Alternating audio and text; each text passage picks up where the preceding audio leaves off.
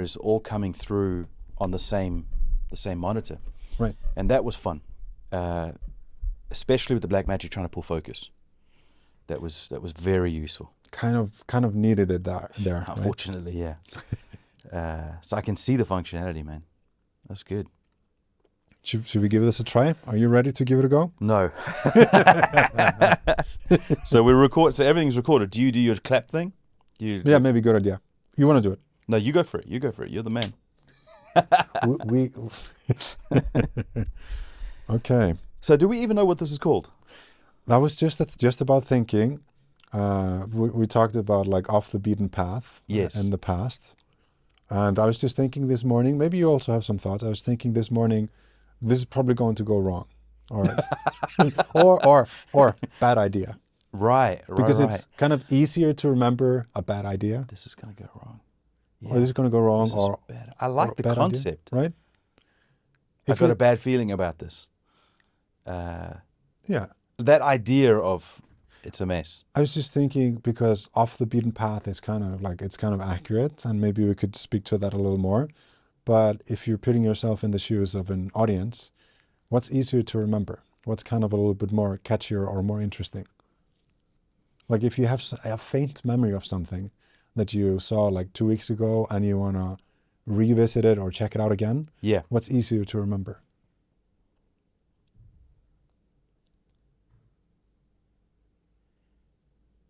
Probably the more funny, comical. Yeah, absolutely. And yeah, we could also get very lost in the name, but there's so many people who use their own name and it doesn't actually mean anything, but you associate it with something. I like that. What do you like? This is going to go wrong. Like my name is probably the most unpractical name you could possibly have. Yeah, it's very impractical. So I'm kind of not. I'm kind of fine either way. I'm just trying to like figure out what could be the most practical, but still like a fun, accurate thing. I like it as well. We could also just record, see what comes out of it, and then before we upload, we figure out the channel name, so we don't even have to have it set. But I don't know. I don't know. Does an audience watch the first episode of something? I never went back and watched Rogan or whoever I watch. I don't go and watch back. I see something that's interesting. Right. I don't know what JRE stands for. No. I didn't when I first, And then, so people don't need the backstory usually. They're just interested in that content. You're right. So we don't even have to explain what it is or say, hey, we're calling ourselves two idiots or what, because they won't care. It's going to be something that grabs them, right? I hear what you're saying, and you're absolutely right. But I think there's also there's probably a reason why all of YouTube says hit the bell icon, subscribe, press like, comment, a call to action. There is it has some utility. You're right. Maybe it works in 2% of cases. But there's something there. Yeah, I think so. So maybe if we increase our chances or the ability to have it organically spread increases by tiny increments. I'm all for it. It might help. I'm all for it. So choose a name. I like your idea. We can do it afterwards. Let's do it afterwards. I like that. Okay. I really like the idea of off the beaten path. I like the idea of this is going to go wrong. I really like that. I like the idea, just not necessarily the words, but the idea of failure. Right. That's a powerful thing. So by mocking it or making fun of it, that's good. Because I think both of us, we don't take ourselves too seriously, right? Well, how dare you? Okay. I don't. I definitely don't. Let me just speak for myself. I don't want to take myself too seriously. You're absolutely I don't. Right. Yeah. No, you're right. Yeah, I think that could be good. I like that idea. And it's also a little bit more, it gives us more options than saying it has to be off the beaten path. Because what happens if we want to discuss or do something that is traditional or normal? Well, that's not off the path. So by having the angle that it's fun or failing or something like that, that's good. Yeah, I mean, why not? Yeah, but you're right. We can just go with whatever and just see after the podcast or, further along the way. Maybe we end up recording 2 episodes before we even upload anything. Good point. Good point. Yeah. Okay. But I still like maybe like, the concept of the original idea. Like when did we talk about this? We met originally, about a year ago or something like that through the BJJ. Yep. And then we got to talking, and like was it last fall? Then we started talking about potentially doing a podcast. Or do you remember the timeline roughly? It was about that timing. Yeah, we introduced each other, saw each other through BJJ, and then instantly we clicked about some things, technical things, camera things. I was very interested in your camera because that was the dream camera I was looking at. And then we just started chatting. I think maybe 3 or 4 chats in, we we should do a podcast. This is interesting. Yeah. And then I kind of chickened out, or I got too busy, or like, things just kind of forced away. But I really wanted to, not because I think I'm necessarily a great conversationalist. I'm actually not that great at public speaking, but I want to fix it. But like, I just like the idea of like, I think most creatives are in need of an outlet to express themselves, because like, words don't come easily to everyone. Like you can have ideas and thoughts in your head, but you can't really fully articulate them or fully explain them like through words. So you kind of, need something different. I think that's fundamentally how most creatives, like why they get into their lane. And at the same time, I feel like I shouldn't lean too much into that and just like avoid all communication, which I've kind of done a little bit. But I think there's something to also leaning into things that you're not too good at to try to get better at that thing. That is such an interesting concept. I never thought about the frustration and words pushing your creativity. Is that true? Because I'm not really a creative. I try and learn and I like enjoying it. But do you find being limited in some angle pushes you to be more creative in another way, or express that same idea in a different way? I mean, it could be that could be. I mean, maybe like maybe it's just has something more to do with me than creative in general. But at least that's what I felt like it was for me. I felt like you get a social status like assigned to yourself, like in whatever situations you are, be it at school or at work or like around your friends. Like, everyone kind of intuitively, without thinking too much, you get pegged at a certain social level, right? Right. And a lot of the times, like sometimes people get assigned a good tag, sometimes they're not aware of it, or you're aware of it and you're unhappy about it. Like, at least for me, I felt like, I felt a little frustrated. I felt like, hey, I feel like I have a little bit more to offer. So I felt like I had to do something more to try to like really show like who I am in a whole. Right. Because like when you're at least for me, when I'm in a big group of people or in a social setting, I get like I think it's called like sensory overload. Okay. Where you have like 5 people in the group, and you're really trying to focus in, engage, like really trying to understand and going for, and then you get pulled in this direction, and it's just too much, and I can't get a read, when I do get a read, or when I do have an some interjection or something, it's way too late. The moment is just gone. Like if you're talking about a certain topic, and you think of something to say or interesting like response to that, you're like way too late, and things have just moved on. Yeah. Like, I feel very comfortable one-on-one, Me but too. like, in a group setting, I've always kind of struggled a little bit. And I think that's part of the reason why I've been like, always pushed myself to strive to do something, to kind of fully express who I am. Mm. Do you find your photography, filming, art stuff, do you think that does justice to your expression? I feel like a little bit better about myself, but I never really, I'm not very confident. I second guess and question. Are you sure about that? I am. I am. Yeah. So you're confident about your lack of confidence. I just understand myself. Yeah. That's the benefit of time. Yeah. Like, some people just have naturally a lot of confidence. In many cases, not Yeah. basis of anything. And I That's think, true. right? But I think naturally, I don't necessarily have like a huge amount of confidence, just a healthy amount. Right. And I think that's actually been to my benefit, because that has actually made me work harder. I've actually really like delved into things and really pushed myself hard to do better, because I feel like, I should, I need to do better. I need to be better. Like, this is not enough. And if you're very confident, and if you're easily satisfied with the things that you're doing, like, what's there to push you to be better, right?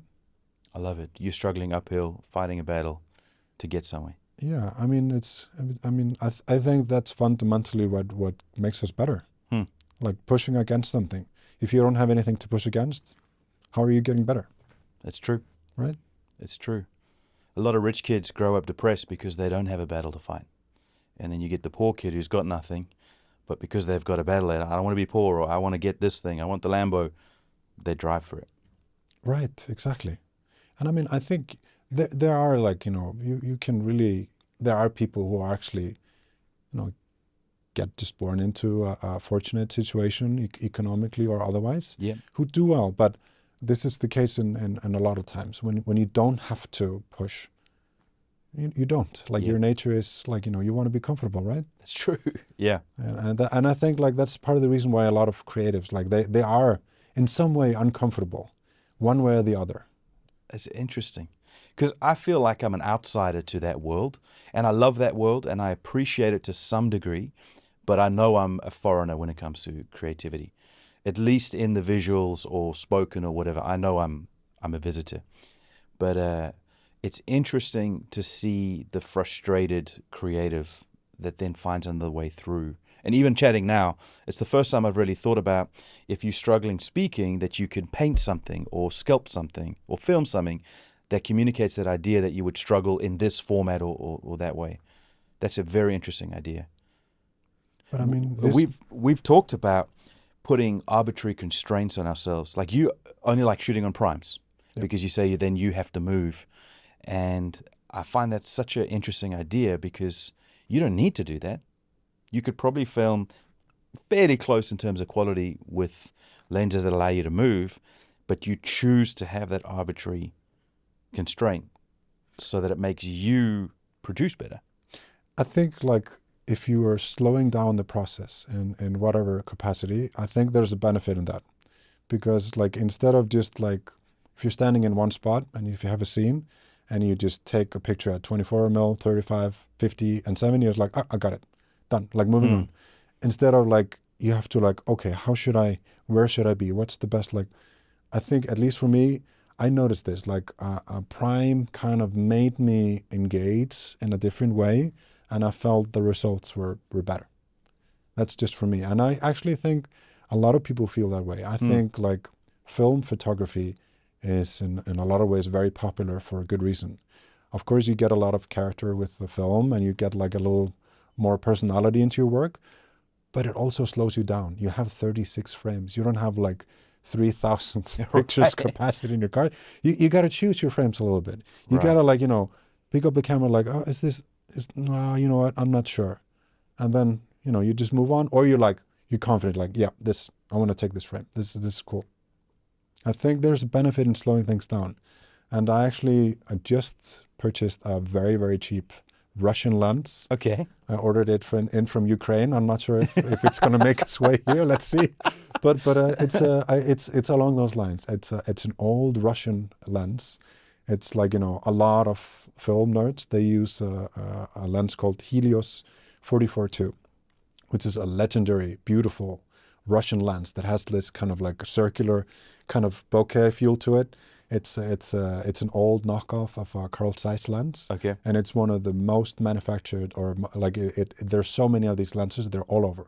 Wow. They've been manufactured from the 50s.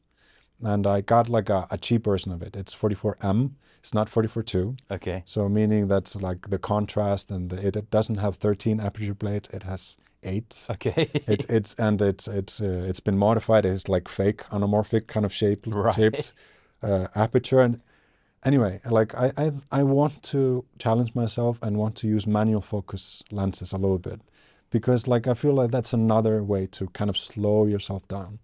And I think like we have enough resolution, we have enough sharpness, we have enough speed. Like how about like, you know, pushing yourself a little bit in the other direction? Yeah. Maybe it's going to be a nightmare, and maybe it's not going to work for me. Yeah. But I want to give it a go. I want to try it. I like that. I really like that. When did you first decide, find out that you were a creative? Like, when you at school, are you painting things? Are you writing things? Or when you became a teenager, did someone pass you a camera? How did you come into, hey, I'm a creative?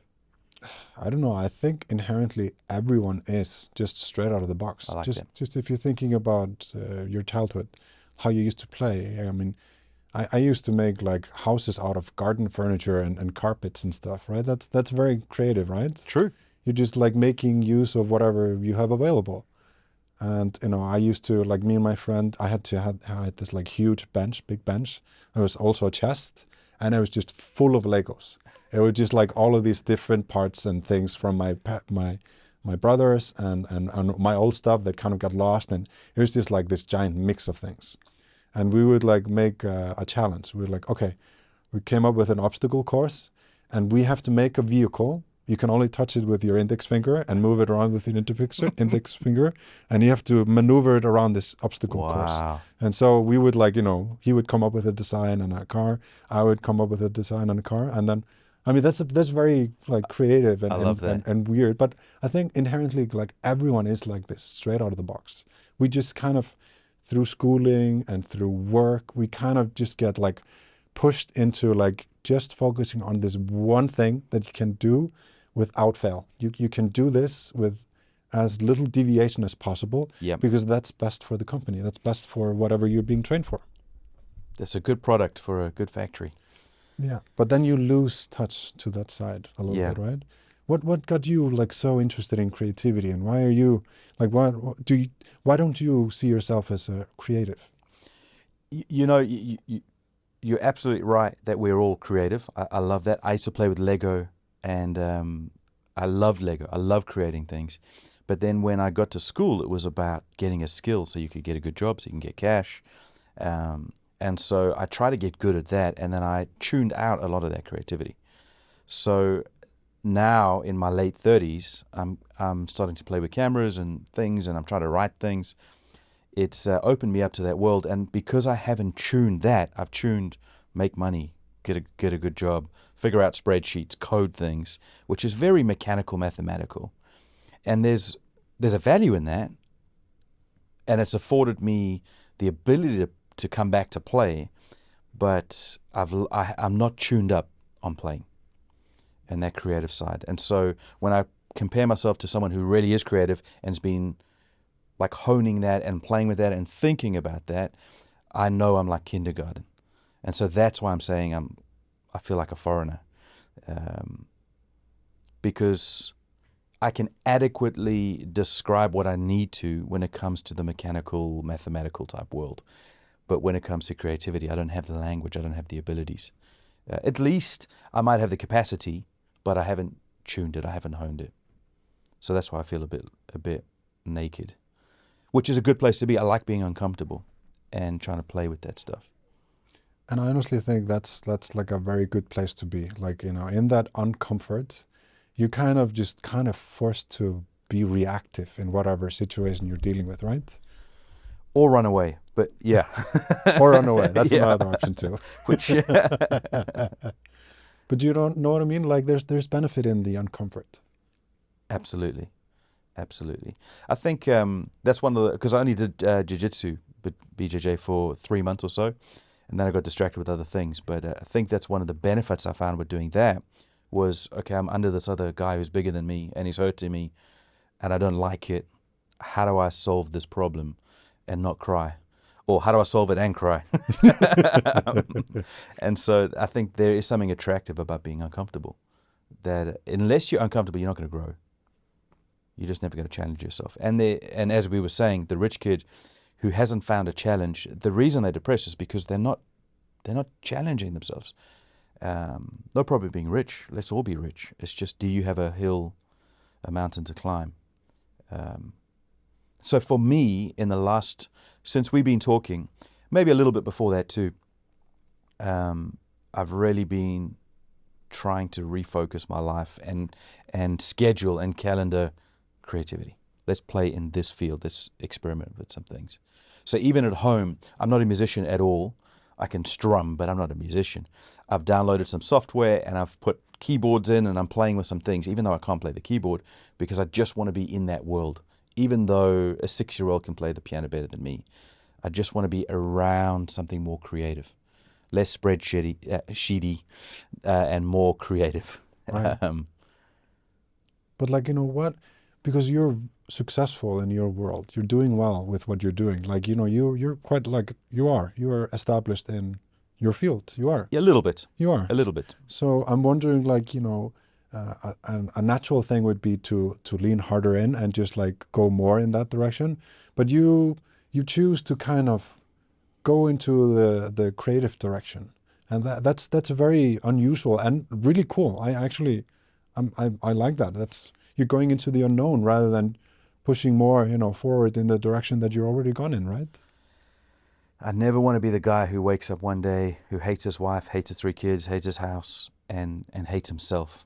I want to experiment, play, pioneer. I have to. There's something in me that just cannot do the mundane, boring thing.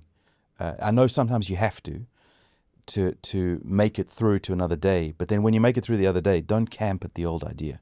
You've got to come into something fresh and new. And so I've always been hungry to expand. Even if it's the boring mechanical stuff, I've always been like, well, how do I get the computer to do this for me so I don't have to? It's always been trying to progress out of that sort of stuff. And my family background is such that my mom was always into pottery. And so all the kids, we would make pottery. And my dad would spin big, like, clay pots and things. And because we were so passionate about it, we would start to do classes. So my folks would teach pottery classes in our garage. And then people would get into painting, or my dad's into woodwork and things. And my youngest brother, Jaden, who you know, he's a musician. So he's always recording and playing things. Bonnie's a musician. She's recorded albums and things. So our family has had that sort of background. So I think that's the big influence in terms of passion and creativity. Even though I've tuned it out and I'm coming back to it now, there's always been that drive somewhere that's literally more colorful, that's more interesting. And then using and it really is a little bit of success, as a platform for the ability to play. I see. Because some people aren't that fortunate, or for whatever reason, they haven't got to that place where they can afford to play. So you've made that like extra little bit of headroom, and you choose to use that to come back to everything it's all around you. Like, you know, it's creativity is all around you. How do you manage, because this is how you pay your bills, creatively. How do you compartmentalize what is work creative and maybe working on someone else's agenda or vision, and then you playing with your own thing? And does that ever bleed over, or do you ever get bored of your own creativity when you're working for someone else? I mean, some assignments are just like straight up assignments. I mean, it's, you know, you're a service provider. Like, you know, if someone needs to do a video for a certain function, and even if you want to be a little bit creative or crazy with the lighting or try something fun or unusual, it might just not be fitting for that circumstances.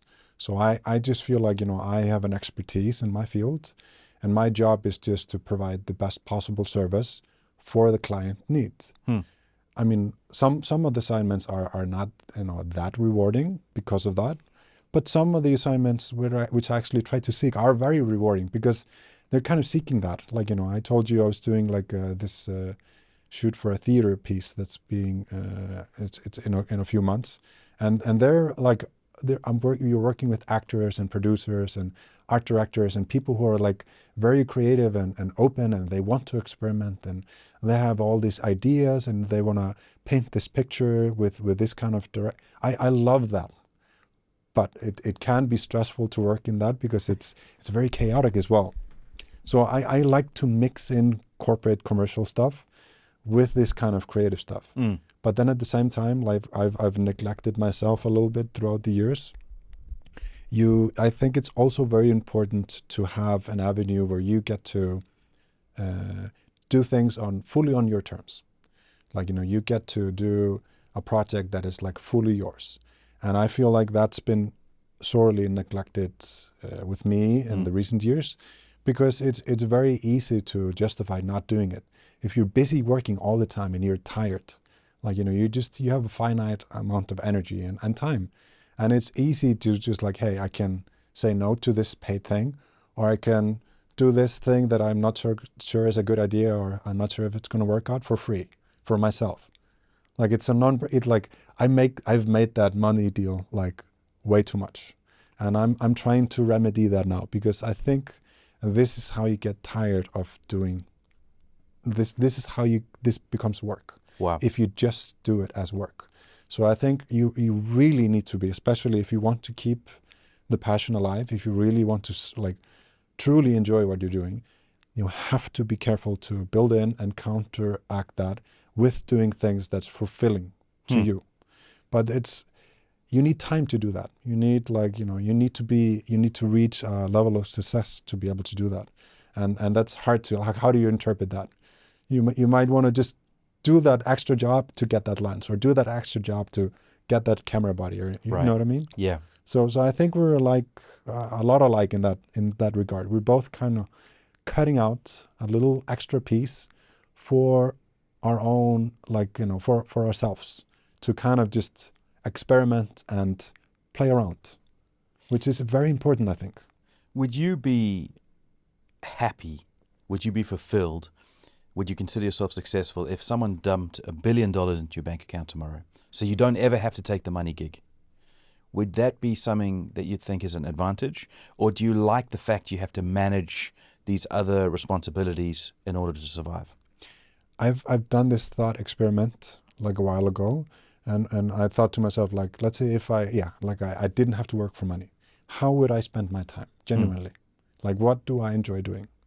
And that's kind of how I came up with that, like, side project that I told you about, the human experience. Yeah. Like, I just genuinely enjoy connecting with like-minded people, like yourself, and just sitting down and having like an actual conversation, and to also just dive into different people's worlds, because you can get inspiration or ideas from any field. Like, even if it's like completely out of your field, you could be doing something in terms of your business or how you approach something that can give me an idea of how to improve or do something different in my field. You can draw parallels from different worlds. Right. So I think I would probably just be doing the human experience videos Full time. full time if money was no object. Wow. How about yourself? What would you spend your time doing if money was no object? It's getting to that point in my life, because we've got a few different businesses, and some of them, we're not billionaire, millionaire type people, but we're getting to a point where they're sort of running themselves and the bills are paid. And I'm starting to ask that question for real. And I guess my answer is be more creative, because that's what I'm doing. I'm spending more and more time. I've still got some nagging things I need to manage, and will always have to. Even if you're a superhero, you might have to still brush your teeth. You still have to put clothes on. So there'll always be some sort of maintenance type thing. But I'm getting to that place where I just want to play for the vast majority of my time. It's a hard habit to get out of when you're so used to just working and doing things. But I think that's what I'd spend my time doing, is being more creative, and then doing a few projects that are meaningful for other people, that also bring me meaning. That's what I would do. And I'm trying really hard to do.